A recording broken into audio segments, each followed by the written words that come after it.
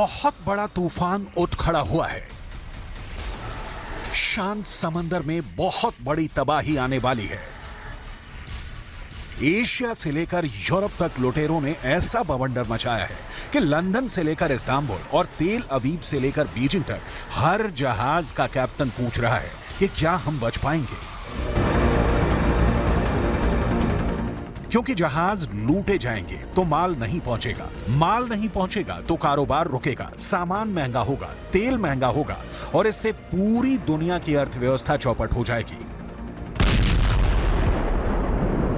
क्योंकि गाजा में हो रही बमबारी से लेकर यूक्रेन में चल रही जंग तक और भूमध्य सागर से लेकर लाल सागर तक युद्ध का असर साफ दिखने लगा है। जमीन पर चल रही जंग अब समंदर में पहुंच चुकी है और अब इसमें सोमालिया के समुद्री लुटेरे भी शामिल हो चुके हैं।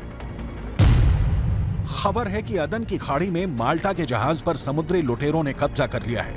ये सोमालिया के लुटेरे हैं जो अदन की खाड़ी के आसपास कार्गो जहाज पर हमला करके उसे कब्जे में ले लेते हैं और फिर उसके बदले फिरौती मांगते हैं। इस जहाज को रेस्क्यू कराने के लिए भारतीय नौसेना से मदद मांगी गई है और अब नेवी का एक जहाज इस इलाके में मदद के लिए तैयार है।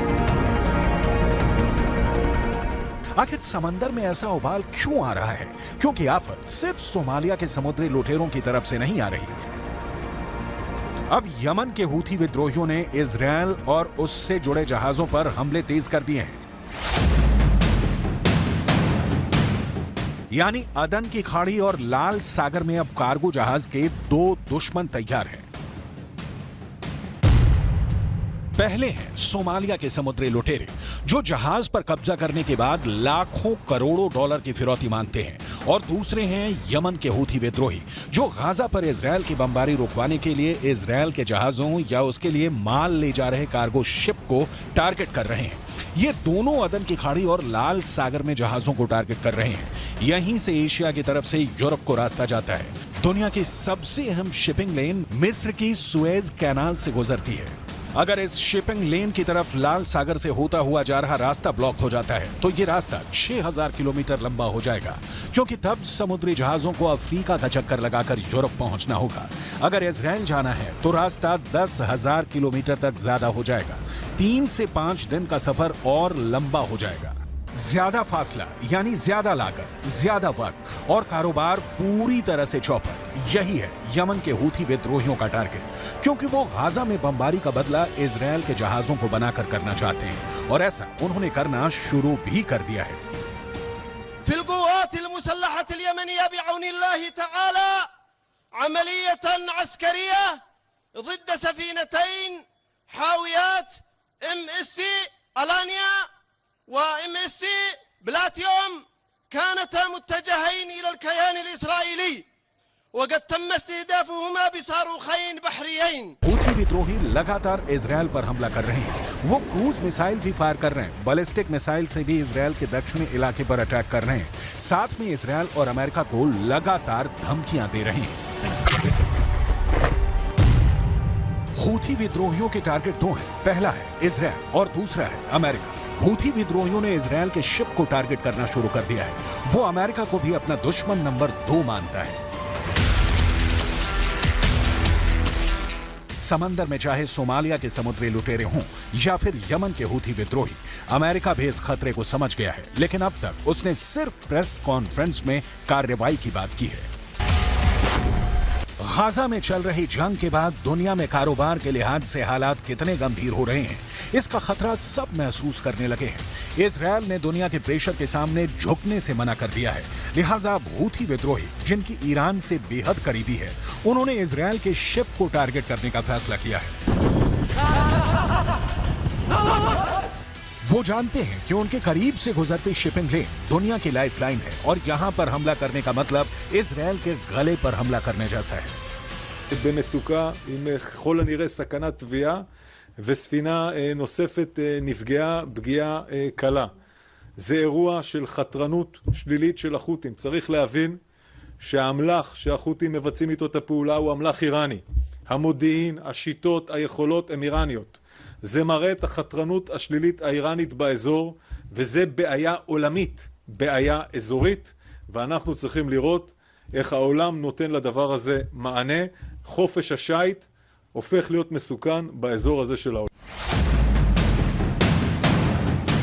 इजरायल के जहाजों पर हमले हो रहे हैं। इजरायल के पोर्ट पर सामान पहुंचाने वाले जहाज भी टारगेट पर हैं। यही वजह है कि अब दुनिया की 5वीं सबसे बड़ी शिपिंग कंपनी मॉक्स ने ऐसा ऐलान कर दिया है कि यूरोप से लेकर चीन तक और पूरे पश्चिम एशिया में अब सबको बहुत डर सताने लगा है।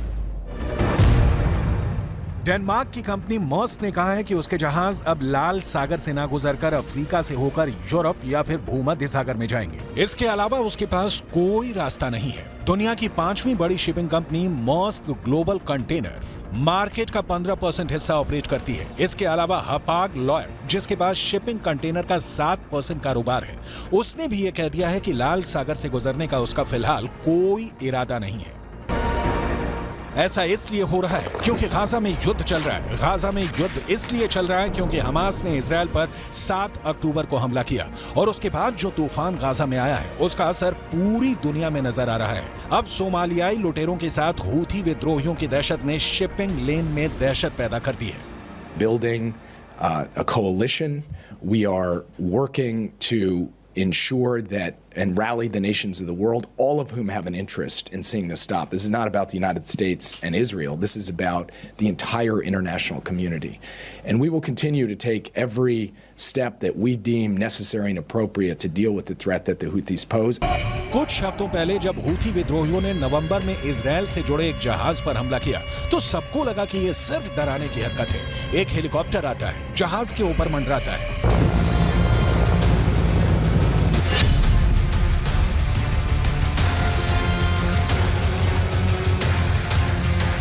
हेलीकॉप्टर के पिछले रैंप वाले दरवाजे पर 2 झंडे दिखे।